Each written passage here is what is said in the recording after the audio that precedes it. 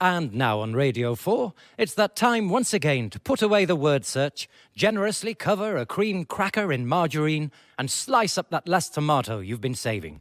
Then you can sit back and let the crumbs cascade down the front of your fawn cardigan as you relax to the dulcet tones of the show business legend, raconteur, after-dinner speaker, and champion string untangler for the 1968 to 1969 season, Count Arthur Strong. Arthur retired from string untangling in 1970, and these days is making something of a name for himself on the rival string tangling circuit. Join him now for this week's instalment of Count Arthur Strong's radio show.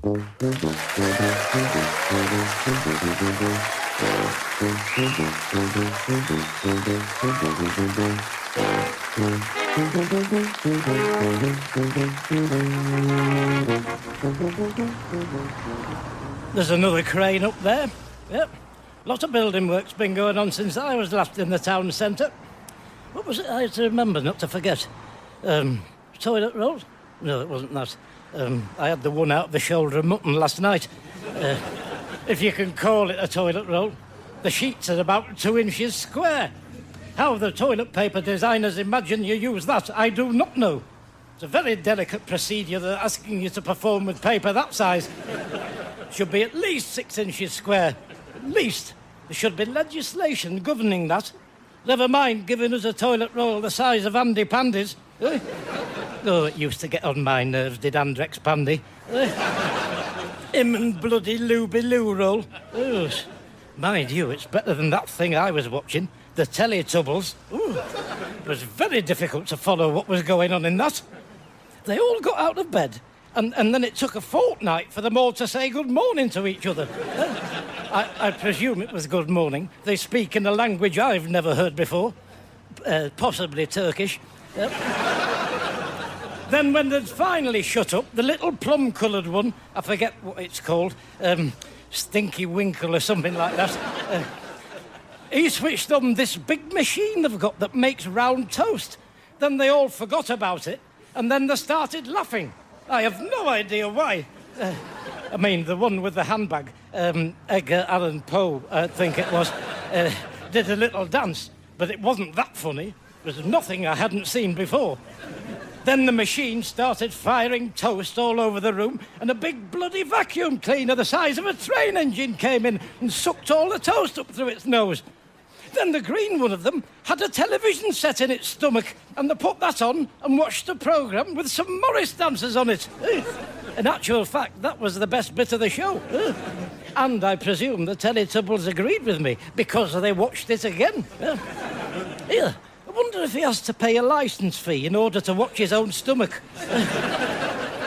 Anyway, if you ask me, that programme is far more suited to children. Right, well, anyway, can I interest you in a tour of the city? What?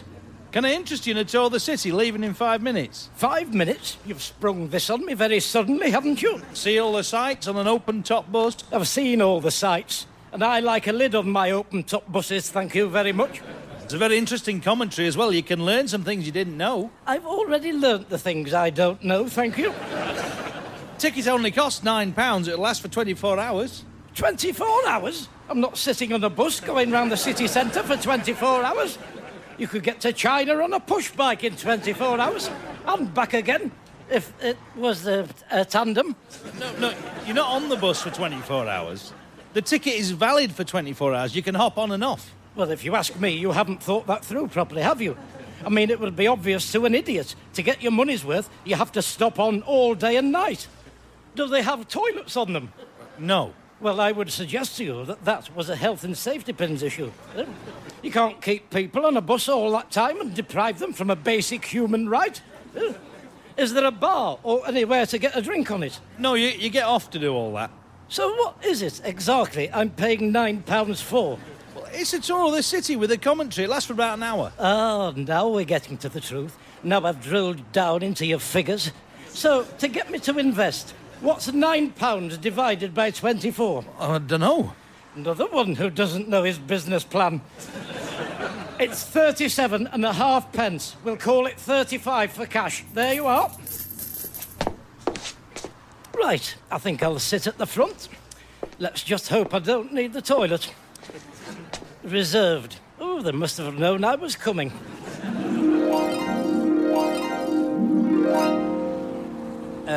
Excuse me, What? that seat's reserved? Oh, no. It's reserved for the tour guide. Well, what's wrong with him sitting somewhere else? It's not fair he gets the best seat right at the front.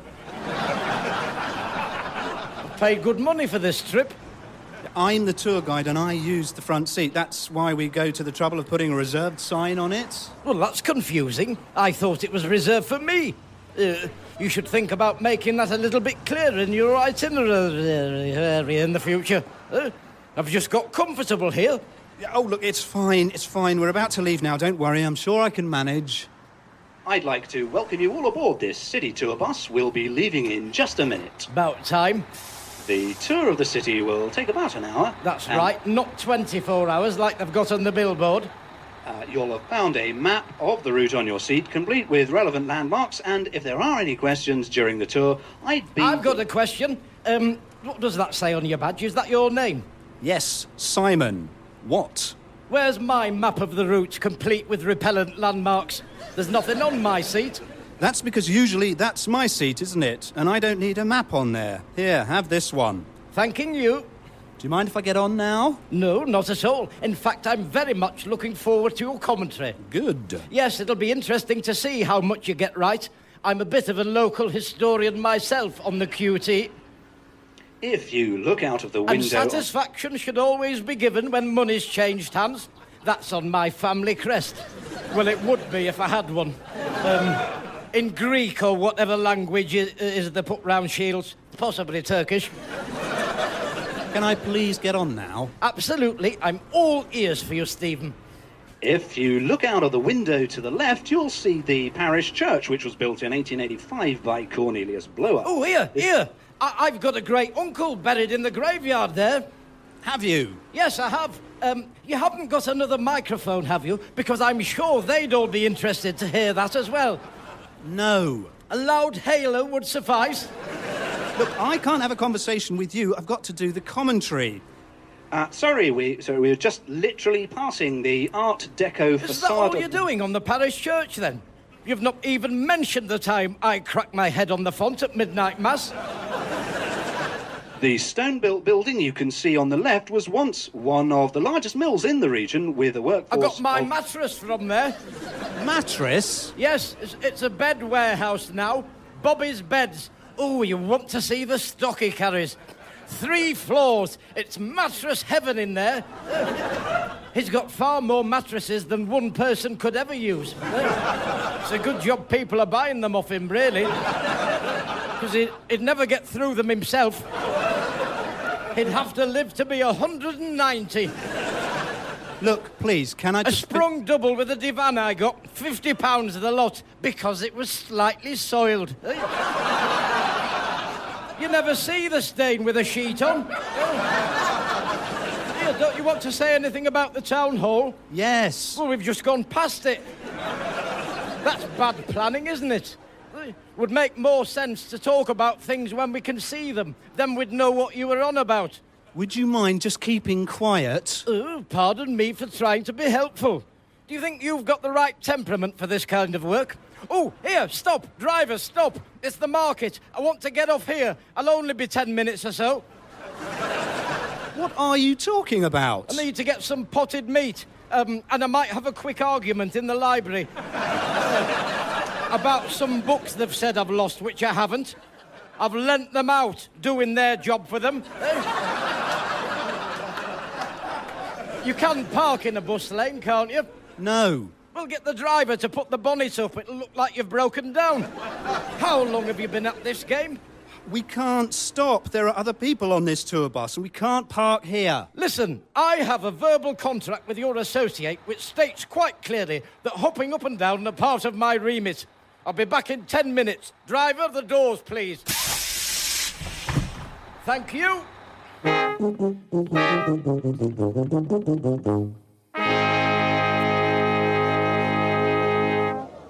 They're a useless lot in that library.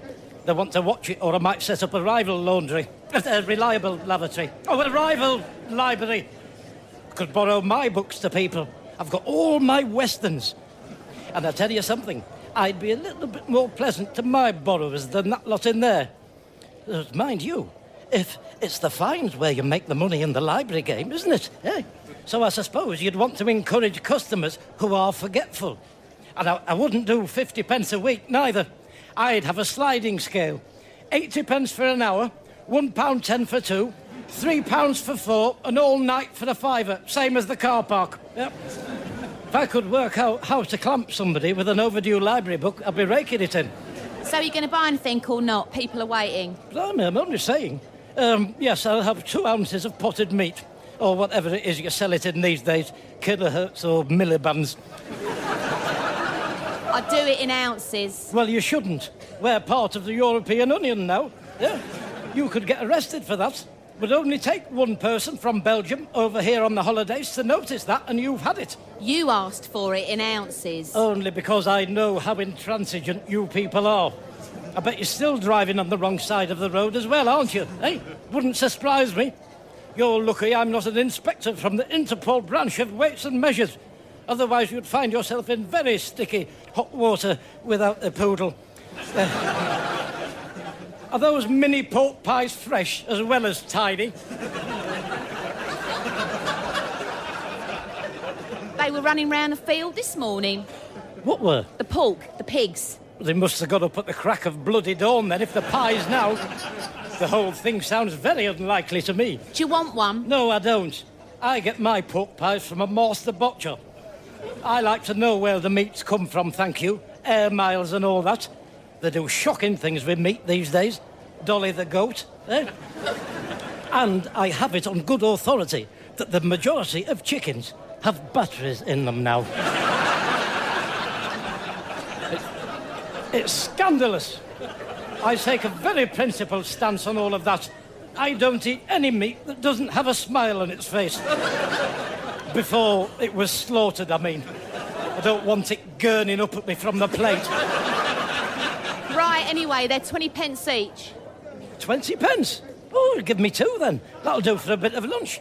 And the crust on that one looks a bit like it's smiling, doesn't it? And those 2 knife holes look like eyes. So I've not had to compromise my deeply held belief system. Yes, I'll have 2 of your face pies, please. How much is that then altogether? 80 pence. How much for cash? 90 pence. Done. That's a done deal. Yep. If you don't get, you can't ask. There you go. 80, 90. See you again. I always manage to get a bit of money off with her. She's a bit slow. Right then, let's get back on the... Oh, I do not believe it.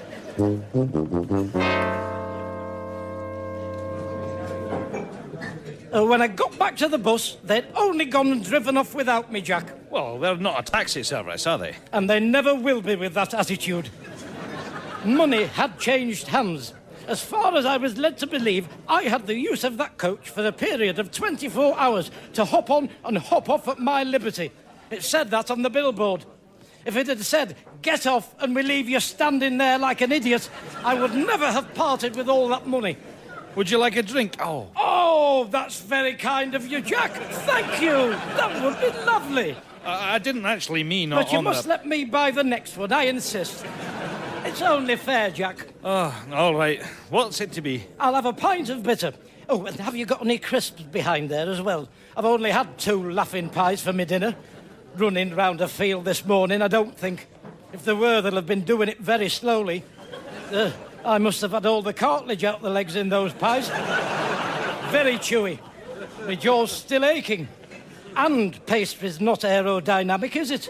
If it was, we'd be flying round in it, in pipeplanes. So I don't know what's going on there. Here you go. Don't forget the packet of crisps. In fact, make it 2 packets, as you're being so generous. Bottoms up, Jack.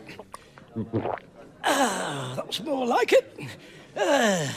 Yes, a right shambles, that bus tour. I could do a better job with both arms shut and one eye tied behind me back. Standing on my head, on one leg. I'll tell you something. The only thing that stops me having a go myself is due to a cruel crisp of fate.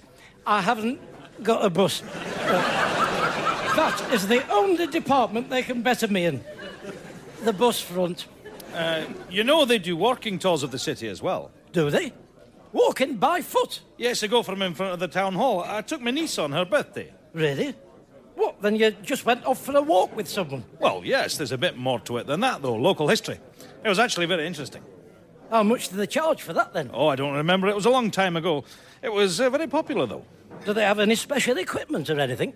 No, just a guy took us round, had a clipboard. Ah, the clipboard. The clipboard. The perfect accessory.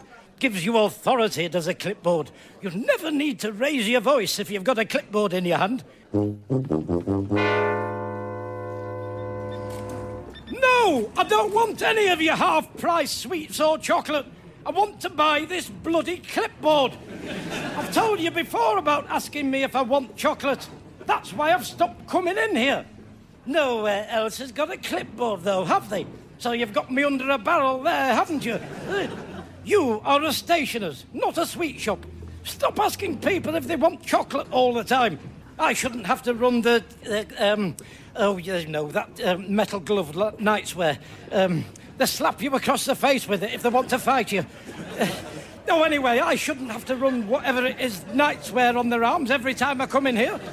It's head office. We've been told to do it. Well, I'd like to see the idiot that thought that up, having to stand here being offered chocolate every minute on the minute.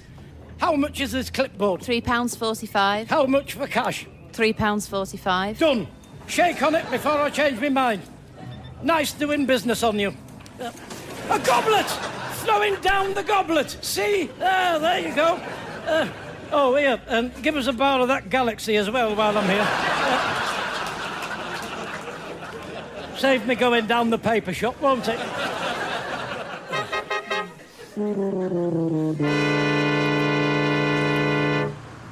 Right, where's a good spot to stand with me board? I've done a good job on that, even if I do say so myself.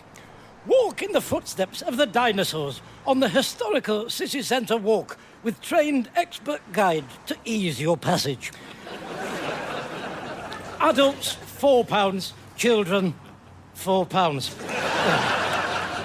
I should put my rates for pensioners on there as well. Where's that felt tip? There we are. Pensioners, £4. That should pull them in. Oh, no, there's one of those bloody statue buskers over there where I wanted to stand. Dear, oh dear. They stand still with a bucket in front of them and then they scratch their noses or something when you put money in it and they call that a show. They get right on my nerves. Oh, you, why don't you put a proper show on? Anyone can keep still. You want to try doing a song and dance act? Yes? What are you looking at? Who are you talking to? I'm talking to this idiot here. What does it look like? What idiot? Him doing the statue act. You must have seen them. They move when you throw money. They're all over the bloody place. They're worse than Pan's people. Pan's people? The ones that blow the ocarinas. Peter Pan's people. That is a statue. It's a statue of the Black Prince. Don't be ludicrous. You can see his sword arm wobbling. Look, it's clearly wobbling, that. What about the horse he's sitting on, then? Well, the horse is very convincing, I'll give you that. I mean, to train a horse to stand absolutely motionless like that must have taken him an hour or two. And how do you think they got it up on that plinth? It's 10 feet high. They jump all the time, horses. Beecher's Brook. Throw a pound at him. Go on, watch him wave his sword. I'm not throwing a pound at the statue of the Black Prince. I've walked past it almost every day for the last 10 years. It doesn't move. It's a statue. Well, you want to try opening your eyes next time you walk past it, don't you? Statue. Dear, oh dear. Oi, I say, you completely fooled him, didn't you? Eh? That nitwit I was just talking to. Didn't you? Eh? There's no one here to see, you know. And I know what you're doing, so you won't be spoiling it for me if you come out of it now. You could at least acknowledge I'm talking to you, couldn't you? Wiggle your sword arm. You're bordering on being rude, actually. All right, suit yourself. I'm not going to throw any money, you know, to get you to talk, so don't think you're being clever because you're not. I think it's crystal clear which one of us is being an idiot. walking tours, a few places remaining, block bookings accepted.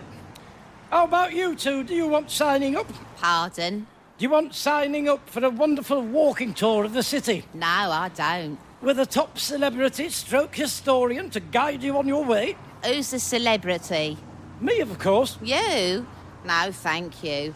If you'd have been Ken Barlow off of Coronation Street, I might have thought about it. Yes, well, I'm not Ken Barlow, am I? I'm someone much better than that. I've always wanted to meet Ken Barlow. He's got lovely hands. Yes, well, I haven't just been in one thing on telly for about 100 years.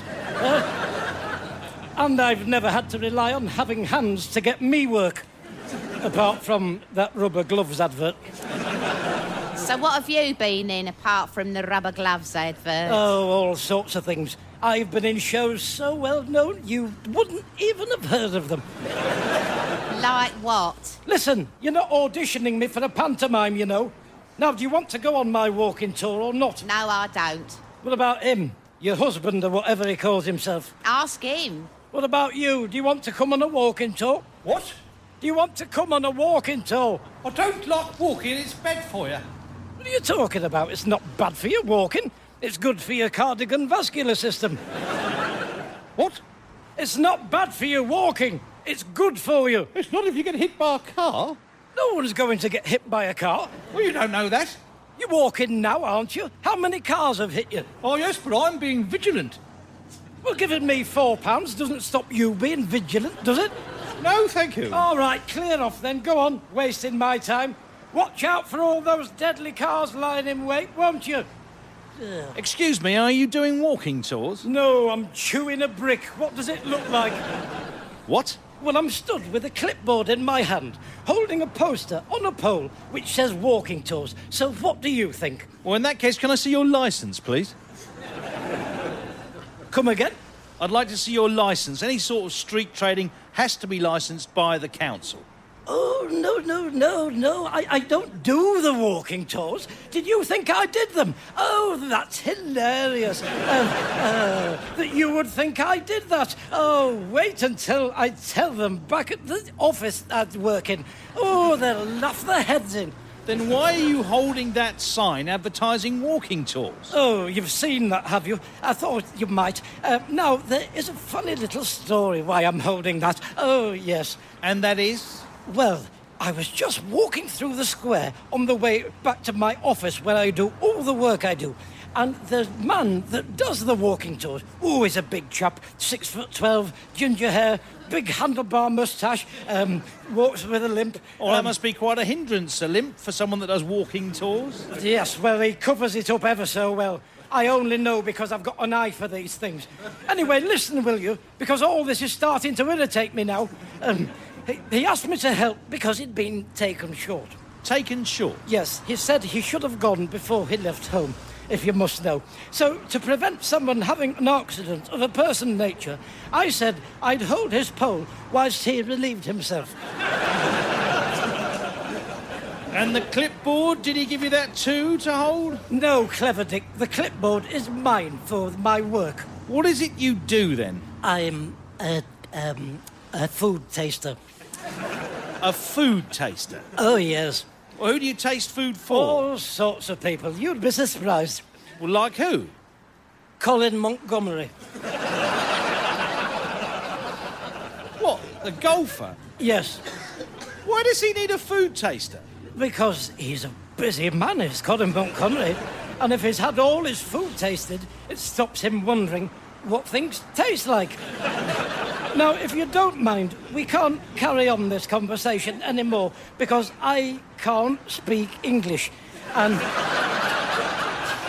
I don't understand what you're saying to me. You see, I am completely Turkish.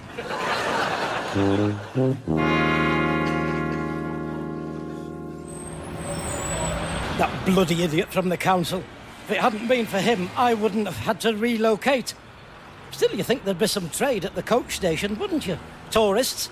Oh, sod it, it's coming on to rain. I'll get in the waiting room till it's past. Take the weight off for a minute. Ooh, it's a bit warmer in here. Oh, it takes it out of you, all that standing around doing nothing.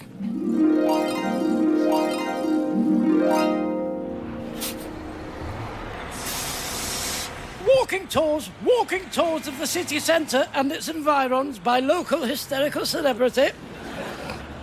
Here, mate, I don't suppose you do walking tours of the pubs, do you? What? Do you do walking tours of the pubs? We're all dying for a drink. We've been on that cage for 4 hours. Walking tours of the pubs? Oh, joy! I've died and gone to heaven 17. Come on, get your £4 out. I'm your man. How many is there of you? 34. There you go. Keep the change. I don't mind if I do. Follow me, then. Now, on our left, we see the Rose and Crown, the oldest hostelry in the city, the earliest parts of which date back to 1248. Let's step inside. As you can see from its timbers, it was extensively rebuilt in Tudor times. Never mind all that. Let's get some drinks in. There you go, mate. 34 pints of lager and whatever our tour guide's having. And keep them coming. Oh, I love this job. Excuse me. Excuse me. Excuse me. What? Get out of the cupboard. I won't tell you again. What are you doing? What's going on? You're in the coach station. You've been asleep. I wasn't asleep. I was thinking. Oh, do you mean that was all a dream about that coach party buying me drinks? I don't know. Right, well, I've had enough of this. I know where I'm going.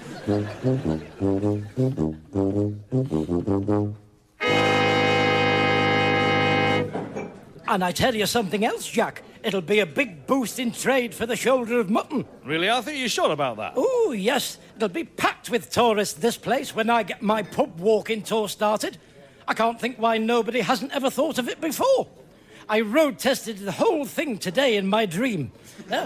And just to give you some idea of how popular it was, I had 34 Austrians turn up, eh? And that was for a dream. So imagine what could happen in real life. Oh, yes, if there's one thing I know about, it's pubs. Listen to this.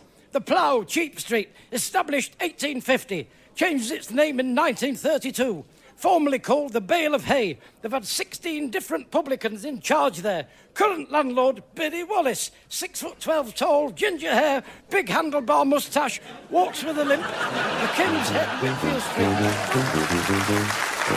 Appearing with Count Arthur Strong were Mel Gederoich, Alistair Kerr and Dave Mountfield. The script was written by Steve Delaney and edited by Graham Duff. Count Arthur Strong's radio show was recorded live at the Dance House Manchester, is produced by John Leonard and Mark Radcliffe, and is a joint Comedia Entertainment and Smooth Operations production.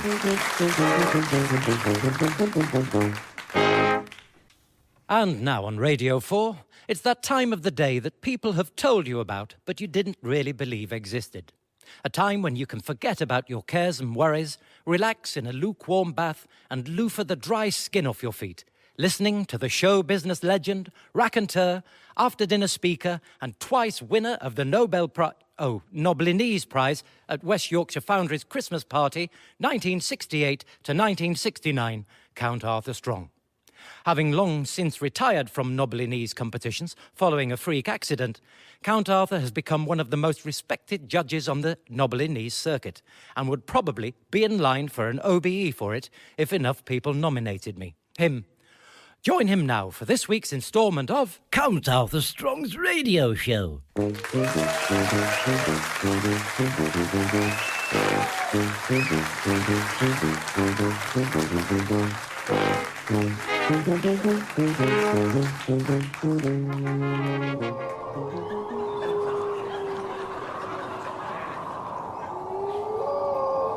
How big the moon looks in the night sky. What a flipping rotten stroke of luck. My horse and cart breaking down on the night of the full moon in the middle of nowhere, in these woods which are purported to house haunted vampires. Hello, what's this big building over here? Ah, so this is Dracula's castle. I smell evil. So you're Dracula. See how you like this, then? You only make the sign of the cross because you are afraid of me. Count Arthur Strong is afraid of no man, Dracula. Dead or undead, or even dead. I am fearless, I tell you, fearless. But yes, I suppose I am afraid. Afraid of what'll happen to this country I love if I fail to stop you. This septic tank set in a aisle. This septic aisle served on a silver salver by a civil servant. I am afraid for England and good King Larry.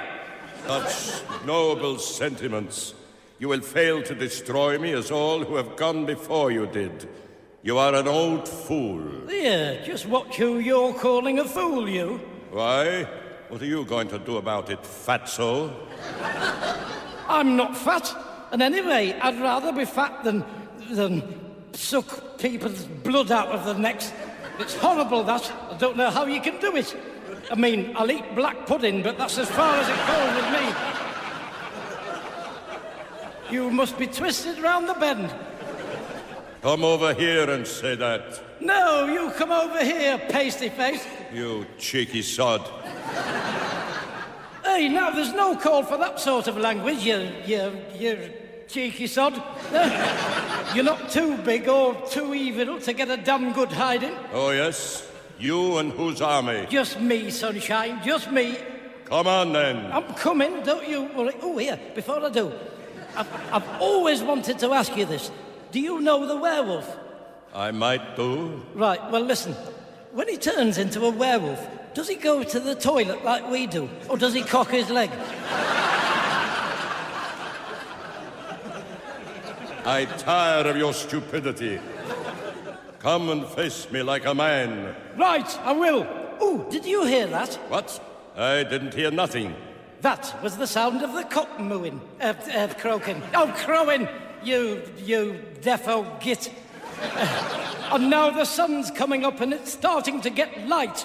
I've rather cleverly kept you up arguing all night. And now you're starting to shrivel up and decompost. See, there goes an arm. Ooh, now it's your leg. Well, what's that I spy bouncing down the path? Looks like one of Dracula's testicles. Never mind, old son, you'll not be needing the old wedding treacle now, will you, hey? Ha-ha! Got you there, haven't I? Hey, you'll have to get up out of your coffin earlier than that to get that ringing. What's ringing? Telephone, get that someone. Where's it go? Oh, hello? Can't speak now, the telephone's ringing. Oh, it stopped. Oh, don't tell me that's broken again. Goodbye. Good. Now, what was I doing? I was having a dream, wasn't I? Oh, dear. Imagine not knowing whether a werewolf cocks its leg or not. I mean, I wasn't saying follow him around, but you know, you can have a little squint when you're stood up against the urinals, can't you? We've all done it. Oh, it's working again. Hello, you're through to Count Arthur Strong talking to you. Can you hear me? Only I have been having some trouble with this phone. Yes, I can hear you. Excellent, so that's back on. Thank you for your help. Goodbye. Oh, they were on top of that, the phone people. I didn't think I'd reported it yet. Oh, who's this again now? Hey, I don't mind it working, but I don't want to have to listen to it working. Hello, who's that? Arthur, it's Barry. I've been trying to call you. Oh, have you? Well, my phone's been on the blink. They've fixed it now. What are you phoning for, anyway? I'm seeing you in a couple of hours at the Hammer Horror reunion. Here, you've written for them, haven't you? Did you ever write a scene that the werewolf went to the lavatory in? No. Why would anyone want to see that? It's nothing to be ashamed of, Barry. We all do it. Well, except a bloody werewolf by the looks of it. Listen, you didn't go off with my briefcase last night, did you? Was it a brown one with brass-coloured buckles, a handle on top and a I've been to Filey sticker on it? Yes. No. Because Dad's got the invitations in for the Hammer lunch. Well, you better not have lost them. Where did you last have it? When I bumped into you yesterday. Have you looked everywhere? I always start by looking everywhere. Well, yes, but I thought I'd check with you. Wouldn't be the first time you've gone off with something of mine. You've still got my overcoat and a pair of red socks and my reading lamp and my birth certificate. I hope you're not implying what I think you're implying, Barry. I'll have you know I'm as honest as the day is round. Let me have another look for my briefcase and I'll call you back. Oh, no, I'm going for a bit of breakfast. Meet me in Jerry's. I'm that hungry I could eat a werewolf on horseback.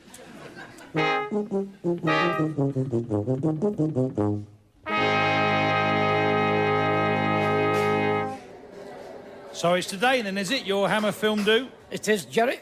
What's it in aid of? I don't know. 40 or 50 years since they hammered the first nail in. Which one were you in then? Well, I'd forgotten I'd done it, but it was one Barry did some writing on. I spit in your gravy.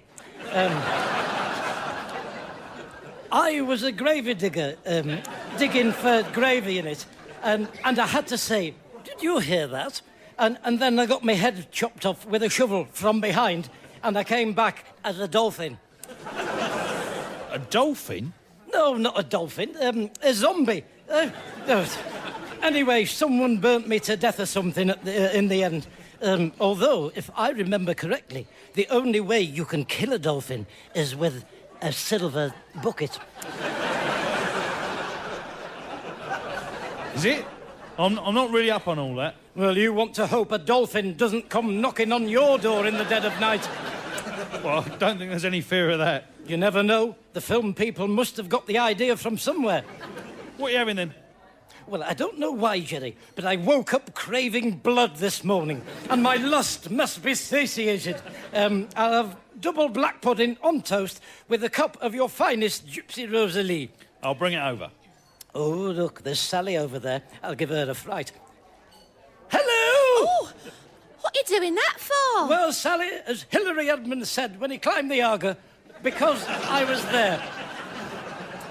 I've spilt tea on my book. Well, you shouldn't be leafing through a book near tea.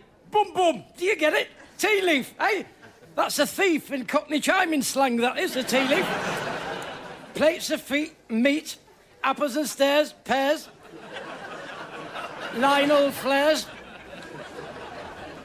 What's that you're reading? One of your Jean Plaidies? I'm reading a book on bridge. Oh, bridge. Oh, yes, bridge. Oh, it's a good game, is that, bridge?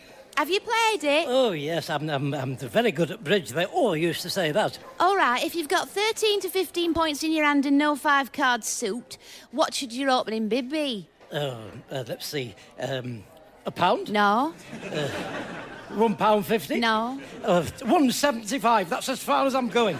You don't bid money. You have conventions. If you have a certain number of points, you make a bid to let your partner know. Well, we must have played a different version. There's only 2 kinds of bridge. There's auction bridge and contract bridge. Which one are you learning? Contract bridge. Well, that'll be it then. It was the other one we used to play.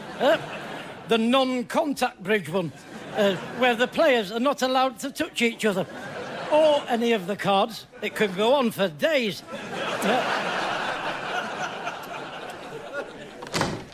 Oh, here he is. Have you found your case? No, I haven't. Hello, Sally. Hello. Well, you better find it. It said on those tickets there's free drinks and canopies on. Yeah, I'm not missing that. Why would they have a canopy on there? Canapes, you eat them. Have you never had a canapé? Of course I have. I have them all the time. I had a massive canopy for my breakfast. Oh, yes, it was a very nice one. Have you looked everywhere? Yes, of course I've looked everywhere. What you ought to do is have your case monocled to your wrist in future on a chain. Perhaps we wouldn't be in this predicament then. I'm not going round with a briefcase monocled on my wrist. Have you gone through your movements in your mind? That sometimes helps. Yes, I have. I'm fine up until I bumped into you last night. Then it all gets a bit hazy. I could try to hypnotise you. I am not going to be hypnotised. When Patricia Evans lost her wedding ring, she went to a medium. I'm not going to a medium. What happened? Well, she said that the woman went into a trance and started talking in a voice like Ray Winston. Who's Ray Winston? Oh, he's on the telly. Anyway, she said her spirit guide was saying the ring was beside running water. Look beside running water. There you will find your ring, you muppet.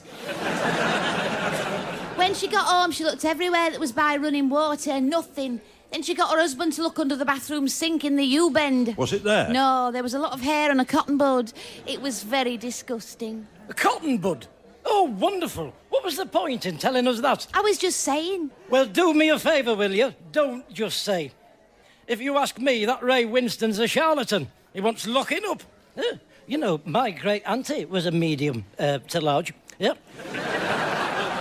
She used to do séances. When I was little, she used to put me in a trance and a guide would talk through me. She used to bring me out of it by getting her parrot to peck me on the nose. Yep. That's why I can't stand parrots. That and messed down my sailor suit. Yep. Here, come on, join hands. We'll have a go now. What? Join hands. We're in the cafe. Oh, never mind that. Do you want to find your glasses case or not? Come on, Sally. All right, do we have to do anything? No, not you. You just empty your head, if there's anything there in the first place. I don't feel comfortable doing this in Can here. I have complete silence, please? I call upon my spirit guide. Oh, guide, we beseech you. Can you see Barry's staircase? Briefcase. Shush. Here's your tea, Arthur. What are you doing? Oh, what does it look like? We're having a séance. In fact, it would help very much if you put your lights out a minute. Here, now, have you got any black candles? What do you mean put the lights out? I'm running a cafe. You can't have a séance in here. Oh, I just finished emptying my head. Sorry, Jerry, I'd let myself get talked into it. Oh, blimey, what a turncoat. I cannot tell a lie, Father. It was him, Abraham Lincoln. Right, well, whatever's going on, not in here, please. How about if I hypnotise him? We wouldn't need the lights out for that. No. Well, I think he's been very narrow-headed. People would flock here if I was doing séances. They don't need refreshments after talking to the dead. He'd be minting it in. And I'm trying to help you here, Barry. You could have been more supportive. Well, yes, I'm just not sure a séance is the best way to do it, though. Right, listen. Let's try some literal thinking. Where did I bump into you last night? Can you remember that? I just got off the bus, outside the furniture shop in the high street. Right, follow me. Where are we going? We're going to do a police reconstruction. Come on.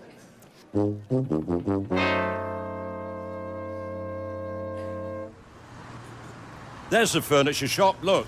Right, we'll start in there. They might have seen something. They've got a clear view of the bus stop from there. Here, we're just like Sherlock Holmes and Dr. Crippen, aren't we? Right, let me do the talking. You just keep saying, Great Scott, and Good Lord, and things like that. Good morning. Ah, is it? Is it a good morning? I see by the clock on the wall that it is in fact afternoon by some 3 minutes. Oh, is it? Oh, good afternoon then. As you say, good afternoon. Great Scott! What? I was just saying Great Scott, you know. No, not now. Say it at an appropriate moment, like when I've done some clever working out. Right. Are you just browsing, or do you need any help? We'd like to look at some bunk beds. We're fed up of the twin beds, aren't we, Sherlock?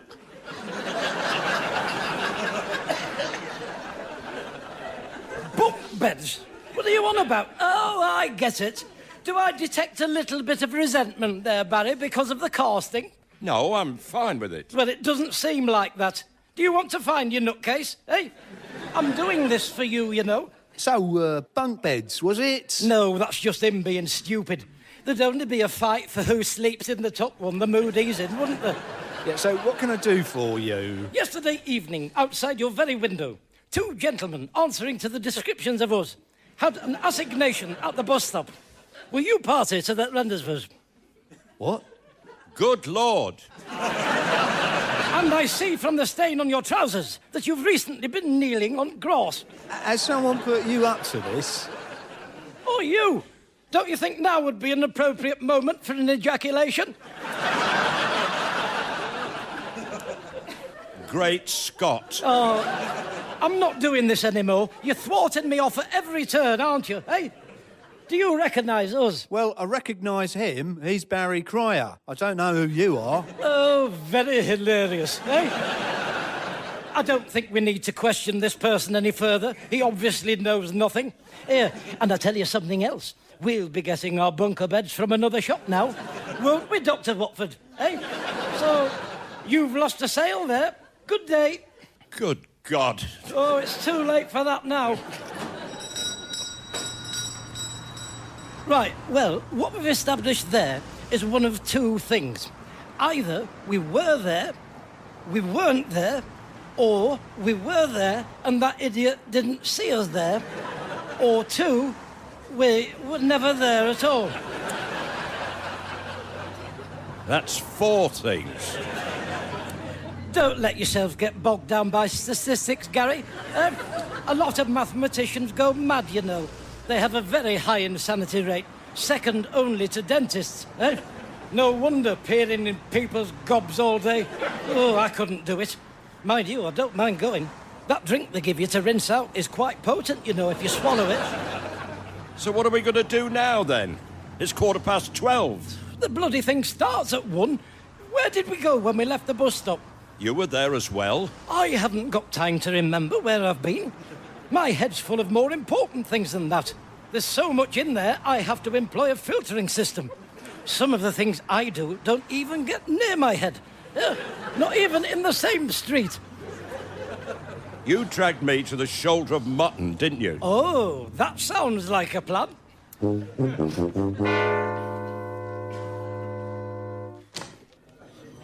Right, you can do all the talking this time. You seemed to be inferring earlier that you could do a better job than me. It wasn't that. I just didn't see why it should be taken for granted that you'd be Holmes. Well, you know, Barry, some people find it easier to assume the mantelpiece of leadership.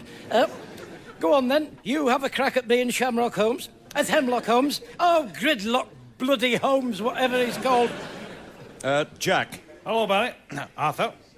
Did I leave my briefcase in here last night? No, we've had nothing handed in. Right, thanks. Is that it? Hey, is that your lot? You should be telling Jack what he had for his breakfast, where he gets his shoes from, and that he recently bought a ukulele with 2 strings on it from a car boot sale. I just want to find my bag now. You could have made a better fist of it than that. Well, I suppose we might as well have a drink now we're here. I believe it is a legal requirement once you're over the threshold. Come on, you're the closest to the bar. I got all the drinks last night. What you forgot, Barry, is we are doing a deconstruction, aren't we? Eh? Everything must be as it was last night. Otherwise, the whole point of it would be pointless. I can't go buying pints willy-nilly. I can't overemphasise that enough. Now I'll be sitting over there.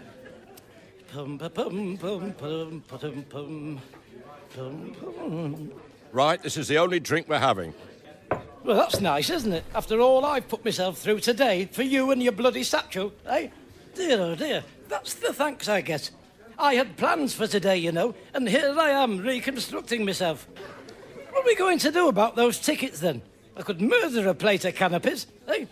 How did you get home from here last night? Taxi. I checked with them first. Well, we can't go, can we? The ticket said strictly no admittance without the invitation. Well, we'll have to have another one here, then. No, definitely not. I'm going to finish my drink and go home. This is all I'm having.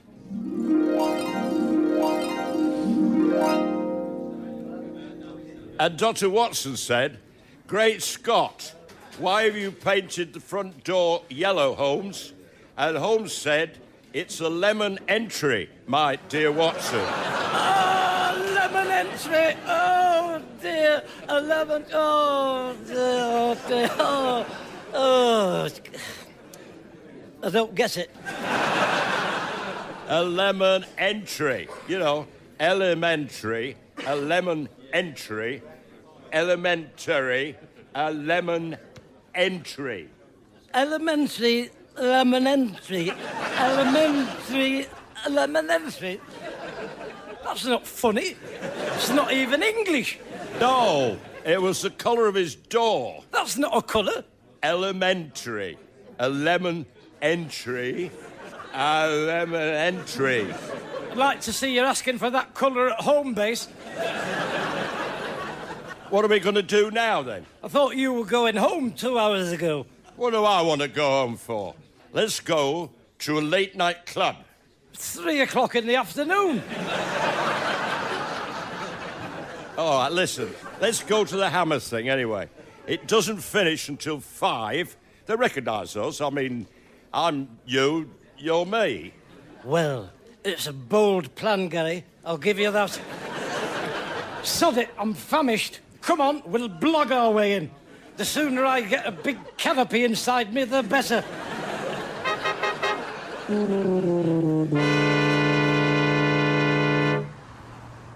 That's the place, isn't it? Oh, look, it's all roped off and everything. Ooh, he's a big chap on the door. He's built like a brick-shaped gorilla.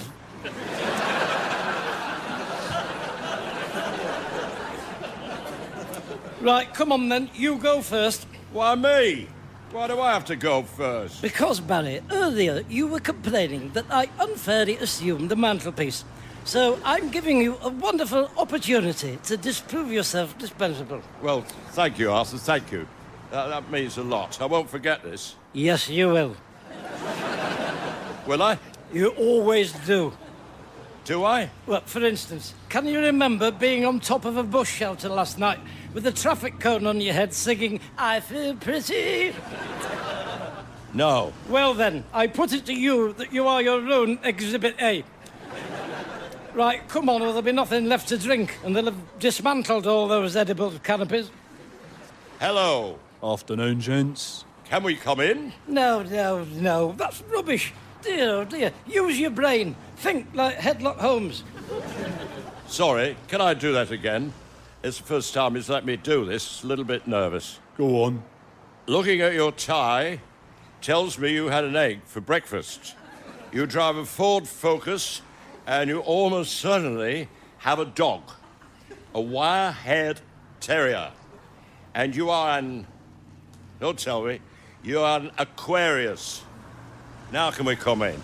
I'm going to have to ask you to move on, gents. Oh, look, we have got invitations. Oh, well, that'll be no problem at all then, sir. Can I see them? No, you can't. I want you to, but for reasons beyond my control, I am not able... I've had enough of this. You're just waffling, Barry.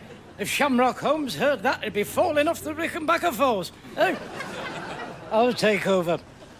Listen, Moriarty, or whoever you call yourself. Do you know who I am? No, sir. Do you know who Barry Cryer is? No, I don't. Right, OK, I'm going to have to come at this another way. Oh, I know. Do you know why you're stood here tonight, young man? Yes. Well, then I'll tell you. You wouldn't be standing here in gainful employment today if it weren't for selfless people like me who had their heads chopped off with a shovel and came back as an undead dolphin. I pay your wages. Now let me in, or I'll report you to the burgomaster. Here. Barry, what are you doing up there? Come down off that bush shelter. I feel pretty. Oh, so pretty. I'm so pretty and witty and gay. Oh, for crying out loud, not again.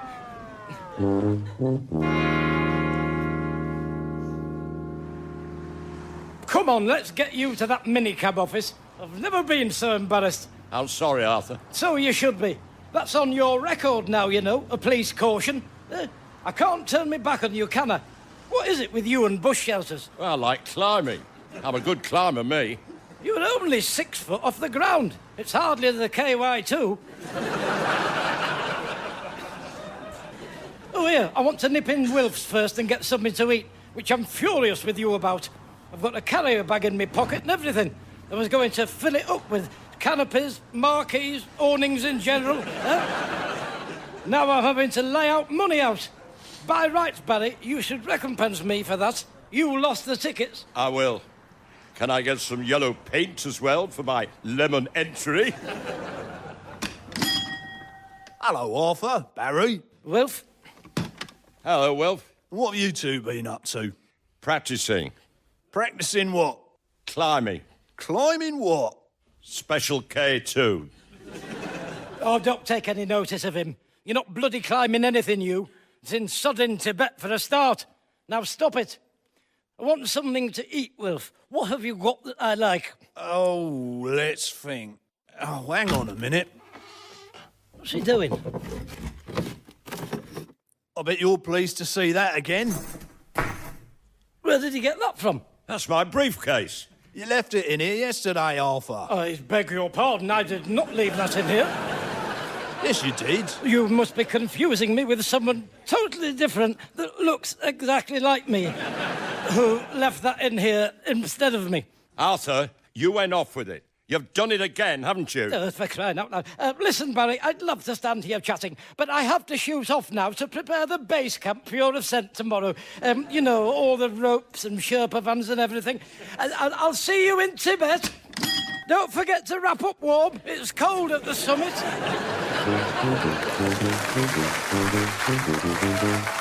Appearing with Count Arthur Strong were Mel Gedroych, Alistair Kerr, Dave Mountfield and Barry Cryer as himself. The script was written by Steve Delaney and edited by Graham Duff. Count Arthur Strong's radio show was recorded live at the Dance House Manchester, is produced by John Leonard and Mark Radcliffe, and is a joint Comedia Entertainment and Smooth Operations production.